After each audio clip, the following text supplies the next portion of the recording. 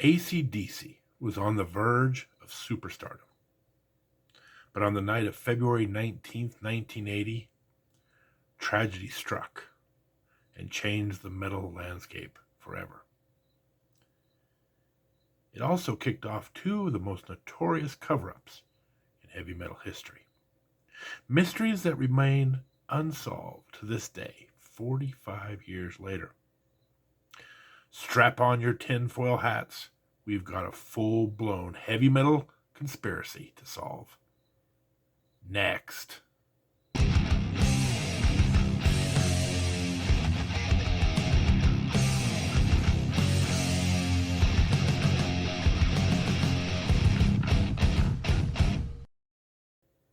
Welcome, metal enthusiasts, to another episode of The Metal Dude Abides.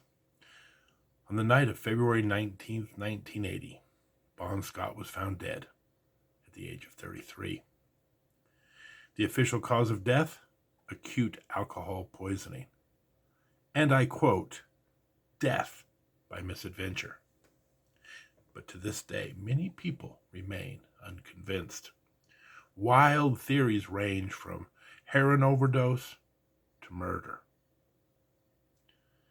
And there's a lot of suspicious activity that is swirling around this case. Number one, the person who was with Bon Scott that night is a suspected heroin dealer who fled the country and disappeared for a number of years after this event. Number two, no toxicology report was ever released, which seems strange since substances were attributed as the main cause of death. And three, who leaves a guy in a car passed out on a bitterly cold night in England? It just doesn't add up. It's safe to say there seems to be more going on with this case than the official report would indicate. But hey, I wasn't there, and most of the people that were there are no longer alive. So it's quite possible that what really happened that night will never see the light of day. However, it did lead to a second controversy. Because on March 29th of that same year, a new lead singer was hired. AC/DC hired gravel-throated legend Brian Johnson to join the band. And on July 25th, the band released their long-awaited new album, Back in Black. And to everyone's surprise, the new lead singer, not Bon Scott, was credited with writing the lyrics. You don't say. And much like the swirl of controversy around his death, there are many eyewitness accounts that dispute this claim. First, Bon Scott's girlfriend, who said Bon Scott called her the night he died and said he was going to go out and celebrate finishing the lyrics to the new album. Bon Scott's girlfriend also said that she had seen a notebook of Bon Scott's that had the lyrics to You Shook Me All Night Long, and in fact, some of the lines in that song he had said to her personally. Demos for the song Back in Black and Have a Drink on Me were heard prior to Bon Scott's death. In fact, Bon Scott was playing the drums on those tracks. And even Angus Young himself has kind of backpedaled a bit and gave a little bit of credit for the lyrics to Giving the Dog a Bone, at least partially to Bon Scott. And take all that aside, let's face it, it sounds like a Bon Scott album. It sounds like Bon Scott lyrics. If you listen to the lyrics on Highway to Hell, in particular, and then you listen to the lyrics from Back in Black, you're going to see a lot of similarities. But if you go forward one album to the album For Those About to Rock, the lyrics and the sound structures are completely different. In my humble opinion, it seems pretty clear that Bon Scott did most, if not all, the lyrics on this album. But to this day, AC/DC denies these allegations And short of some sort of deathbed confession, this likely will remain the official story. After 45 years later, does it matter? Maybe not.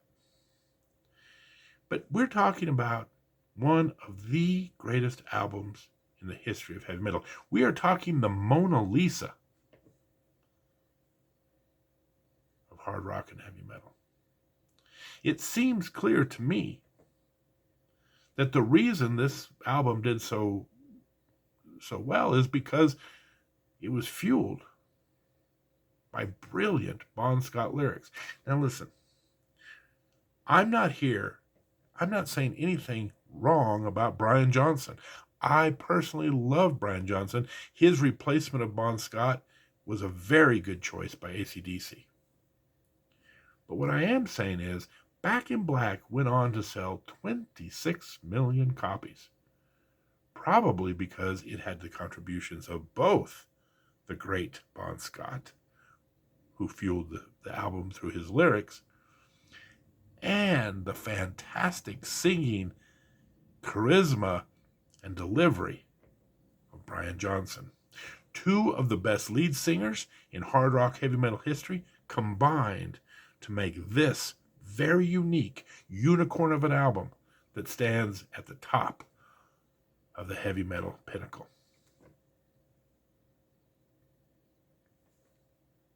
I think both deserve the credit, and I think this album deserves to be put in the upper echelon of albums of all time. But speaking of that, we're in the year 1980, and we're going to go on and look at the best albums, the best hard rock albums of 1980. And we're going to take a look at 6 albums in particular. Probably Back in Black is going to be one of them.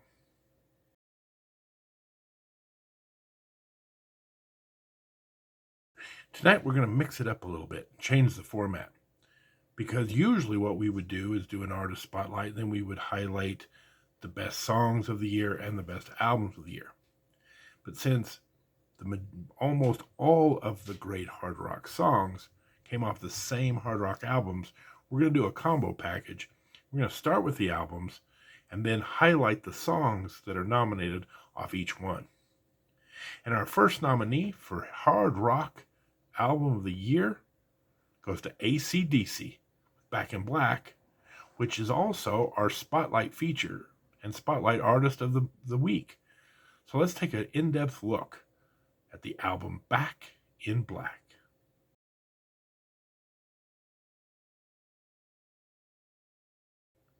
Back in Black starts with the haunting, moody Hell's Bells. That is this very slow, methodical riff, aided by the chimes of a bell pinging 13 times in the background. Many people say that this symbolizes a funeral, if you will, for the late Bon Scott. It is a tremendous way to start the album and one of the best AC/DC songs of all time. This has remained in their live set ever since. What a great opener, Hell's Bells. The second track on this album takes the album in a whole different direction. Shoot to Thrill. We go from the very slow, methodical, haunting Hell's Bells to a real banger. This song is fast and furious and goes back to the themes of AC/DC, sex, drugs, and rock and roll. Too many women, too many pills. Again, we talked about this earlier. That's gotta be a Bon Scott line. This song is also very famous because it, of course, was the soundtrack of Tony Stark's reemergence as Iron Man in Iron Man 2. And he picked a great song for that movie. Iron Man comes flying in to one speedy son of a bitch. Second song, Shoot to Thrill. The third song keeps up this frantic pace with What Do You Do for Money, Honey? How do you get your kicks? This is a very underrated song. This is not one of the big hits on the song, but this is one of my all-time favorites. It is a deep cut that if you haven't heard it, you got to go out and listen to it. We talk all all the time about how I do believe this album was written by Bon Scott, and there are so many clever lyrics sprinkled into this album. And one of the lines, uh, standing in a queue just to spend the night with you. It's business as usual, I guess. Love this song. Underrated classic. Track 3. What do you do for money, honey? The fourth track on this album, Giving the Dog a Bone, is typical of all the wonderful double entendres we've known to grow in love over the years from AC/DC. It is both a lot of tongue-in-cheek, but also excellent music. Now, this song stands out a little bit. We don't talk about this a lot. As you know, I'm a glutton for lead singers and lead guitarists. But here, not only is this a great song, but it really highlights an underrated part of the AC/DC story.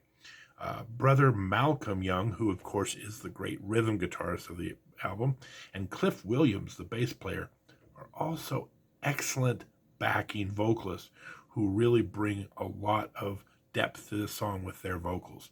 Um, you know, one of the things that you don't see a lot in bands these days is having, the lead singer out there, but then having those backing vocals from members of the band really coming into play. Check out the vocals on this one. One of the more underrated aspects of the AC/DC catalog, and in particular, Malcolm Young and Cliff Williams. Death by Misadventure indeed. We all know that Bon Scott loved to write lyrics about sex, drugs, and rock and roll. The bawdier the better, because let's face it, most of the AC/DC songs were about the first of those three things, sex, and this song is an example of that. Let Me Put My Love Into You is the perfect way to finish this side of the album. We start off with the slow, haunting Hell's Bells, and then we kind of kick into overdrive. We have Shoot to Thrill. We have What Do You Do for Money, Honey? And we have Given the Dog a Bone. 3 really fast tracks. This one kind of takes it back a little bit. Back to the comparisons to Highway to Hell, kind of a walk all over you, kind of a slower song, but kind of a sexy, sultry type of song with, again, all the double entendre you can handle. The first side of this album is absolutely, every song on there is Hall of Fame level. Let's flip it over and see what's on the second side of this album. Side 2 starts with Back in Black, one of the most recognizable songs in the history of hard rock and heavy metal. And, when I had this album, I think at the time I always thought this was side A because, of course, this is the title track. But no, this was actually side 2. This opening riff on this song is amazing. If you want to do a headbanging challenge, put this baby on and try not to headbang to it. Not only does it have a memorable opening riff by Angus Young, it's got great drums. Phil Rudd has a great beat to this song. Really powerful way to start the album. Opening track on side 2, the immortal Back in Black. The next song on the album is You Shook Me All Night Long, arguably the biggest hit on this album. And once again, almost obviously written by the great Bon Scott. Another of those kind of body lines that only Bon Scott could do. She told me to come, but I was already there. Hilarious. All the things that Bon Scott did that made me laugh, this is one of them. And this is kind of interesting because this song was a big hit. Back in Black was a big hit. But after this album, things start to go a little bit south for AC/DC. For Those About to Rock was fairly well received, and then they had a couple of lemons. Flip of the Switch, Fly on the Wall, and AC/DC kind of lost their spot. And then something interesting happened. They did a soundtrack to the movie Maximum Overdrive. I believe it was based on a Stephen King book. And they re-released many of the AC/DC songs that were part of that movie, plus a brand new song called Who Made Who. And all of a sudden, people rediscovered AC/DC. And this song, You Shook Me All Night Long, not only was one of the big hits the first time, it was even a bigger hit the second time and brought AC/DC back into the spotlight for good.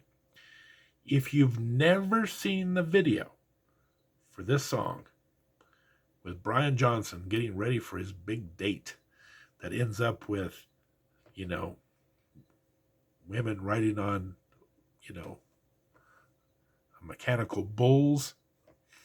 It is, I can't do it justice. Go out, find the video. You will laugh your ass off. It is hilarious. One of the best videos in the history of hard rock and heavy metal right here. Second track, You Shook Me All Night Long. The 8th track on the album is called Have a Drink on Me. And as Angus said on many occasions, this is a song that's dedicated to Bon Scott. And, once again, also this song has been confirmed that it was written before Bon Scott's death, and there's demos of Bon Scott playing the song to prove it. This is a great song, a real, party song. The one thing about AC/DC, it doesn't matter if they're singing about something very serious or something nefarious or maybe a little bit moodier. All their songs are tremendous party songs. This was a great song to have a party to. Have a Drink on Me, a toast to AC/DC. This is a fantastic song. Now, I've said this already, but it bears repeating. This is a perfect album. 10 great songs put together. The layout of it's perfect. The tempo changes are perfect. You have a slower song followed by fast songs, top to bottom. One of the people that is a big part of this, of course, is at this point AC/DC is working with legendary producer Mutt Lange, and they just do fantastic on this album. So, but, I just have to point out that if there is a weak song on this album, if you have to pick one out, it would probably be this one. Shake a Leg is, like I said, a great song. Fits in beautifully with the album, but there's nothing really spectacular about it. Every other song on this album is like Hall of Fame worthy, so this one's just very good, so it is probably the weakest track on the album. Finally, the album closes with Rock and Roll Ain't Noise Pollution. This is another of those very underrated songs. Again, this is not a hit. This is a very deep track. And this goes back to the other thing. While I believe Bon Scott's lyrics are legendary and really fuel this album, Brian Johnson's voice and his delivery and his charisma really carry these songs forward, give them a real fresh take. And I love the way Brian Johnson delivers this song in particular. There's a point where you just have to understand that just because you write a great song, you still have to deliver it. So please, again, I want to repeat this because I know people are going to misunderstand the purpose of this video. I love Brian Johnson. I love his singing on this album. I think he also deserves tons of credit for how successful this album was.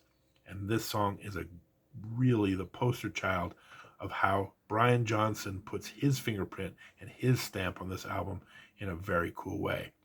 We're going to close it out with Rock and Roll Ain't Noise Pollution. And that's Back in Black. Now let's go back and talk about the other albums who have the unenviable task of going against them for Best Hard Rock Album of the Year.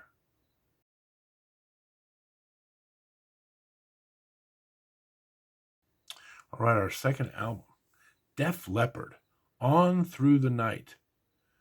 What a great album, but it is not going to get a nomination for Best Album of the Year, despite the fact that it has some great songs, including the opener, Rock Brigade, the hit single, Hello America, and the song Wasted.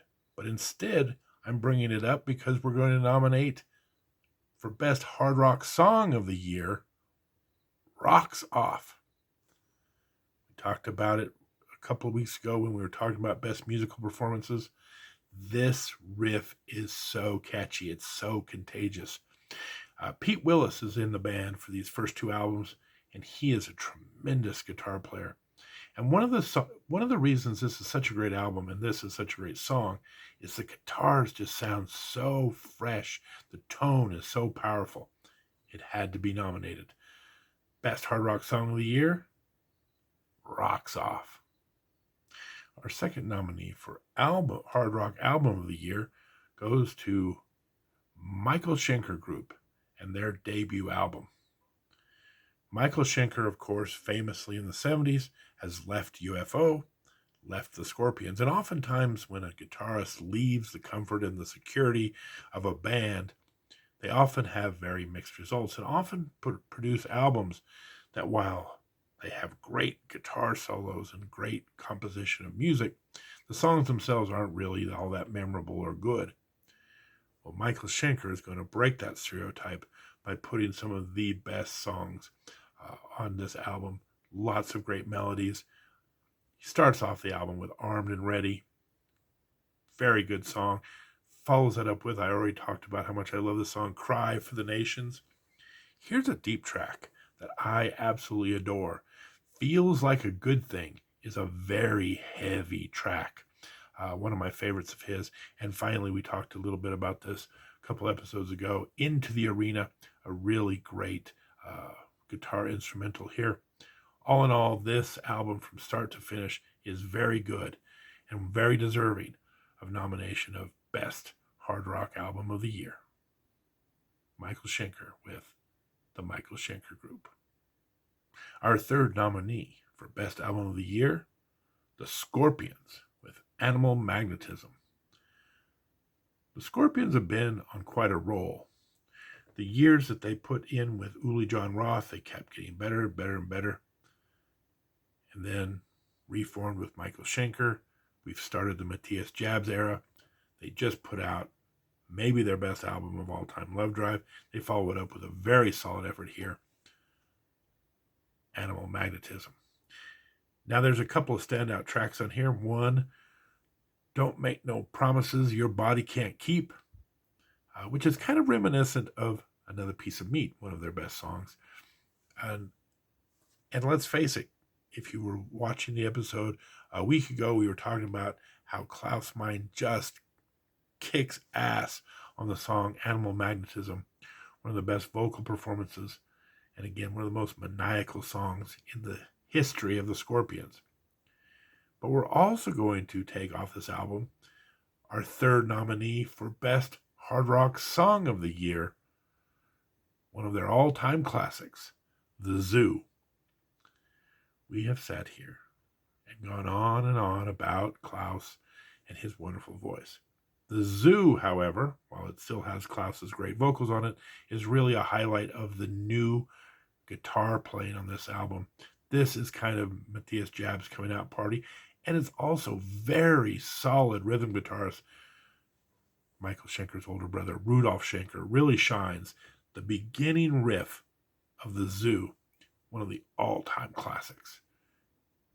Our third nominee for both album and song, the Scorpions, Animal Magnetism, The Zoo. Our fourth nominee for Hard Rock Album of the Year, Ted Nugent, Scream Dream. In my humble opinion, this is the last of the great Ted Nugent albums. And if you've been following this channel, he has been on a roll. One of the biggest commercial acts in the 70s. He's had a string of big hits and big albums. And this might be his absolute best.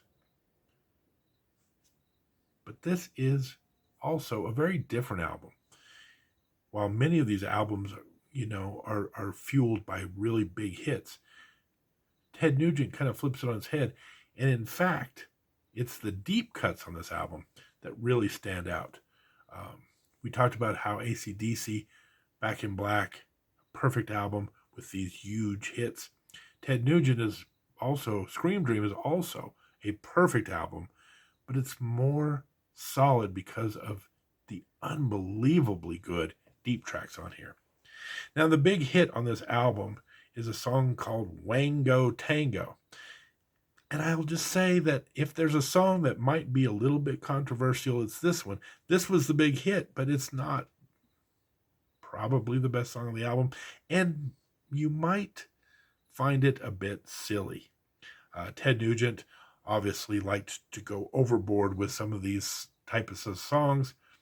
I love Wango Tango myself, but if you start to listen to this album, you say, oh, the Metal Dude says this is a really good album, and you start with Wango Tango and it's not your cup of tea, that's okay, because again, the deep tracks on this album are one I want to point to you. The title track, Scream Team, so good. Hard as Nails, great. Flesh and Blood, come and get it. The Maniacal, Terminus, El Dorado. All these songs are good. But I'm also going to say our fourth nominee for Song of the Year is a really deep track called Violent Love. Great song, great guitar work. I could have picked almost any song on this album. Hell, I could have even picked Wango Tango because every song on this album is good. But I picked Violent Love because I do think it's the best, and I love Ted's guitar work on it. Our fifth and final nominee for Best Hard Rock Album of the Year, Van Halen, Women and Children First. Van Halen, this is their third studio album and their third nomination for Album of the Year. Van Halen is on a tear. The David Lee Roth years are magical, and everything Van Halen does touches gold. Now, what's different about this album from the first two is that this is a bit of a departure in that Van Halen gets a little heavier and a little darker on this album, even to the point of the artwork on the cover shows the band in a very dark black and white type photo, very dark setting with even dark lettering in the Van Halen. No flashy logos, no bright color. And it's for a reason. They're setting the tone. Probably influenced a little bit by the fact that the entire music industry is moving in a heavy direction based on stuff that's going on with the new wave of British heavy metal, etc. But boy, there are some great songs. This is, it's debatable. For years and years and years, this was clearly my second favorite Van Halen album. It could never really touch Van Halen 1, but it is in a class of its own. It starts out with a great song, and The Cradle Will Rock. This is kind of one of the things that's also on this album that really is highlighted is David Lee Roth starts really doing this cool thing where he starts doing this dialogue in the middle of songs and has some of the funniest moments in Van Halen history. Who can forget? Have you seen Junior's grades? Still makes me laugh to this day. One of the heaviest guitar riffs in the Eddie Van Halen collection right here with Fools. Again, everything Van Halen does is great. But in this case, I'm going to nominate a different song for Best Hard Rock Song of the Year, the classic, Everybody Wants Some. Once again, we talk and talk and talk about Eddie Van Halen. The drums here, the tribal setting that Alex Van Halen does here is great. I think poor Alex doesn't get nearly enough credit because, of course, his brother is, a legend and a guitar virtuoso who reset the entire music industry. But if you want to hear, Alex doing some great stuff on the drums, check out this song. And again, David Lee Roth kind of riffing in the background, doing some verbal jabs, Look, I'll pay you for them, Just hilarious stuff. Love this album. One of the best in the Van Halen collection. It is our fifth nominee. Van Halen, Women and Children First, and Everybody Wants Some.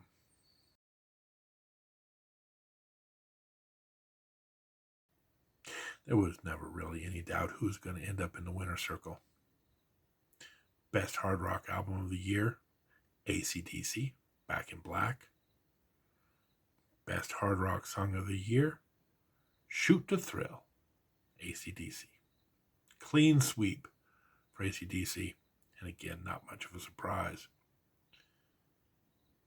AC/DC, I just want to say this. This is one of the best years in hard rock history. You have so many bands right now coming out of the 70s hot and producing fantastic albums. The Scorpions are on a tear. Ted Nugent, this is maybe arguably his best album ever. Def Leppard has come rolling onto the scene. The list goes on and on. And none of them had a chance in this category. You almost feel sorry for them, right?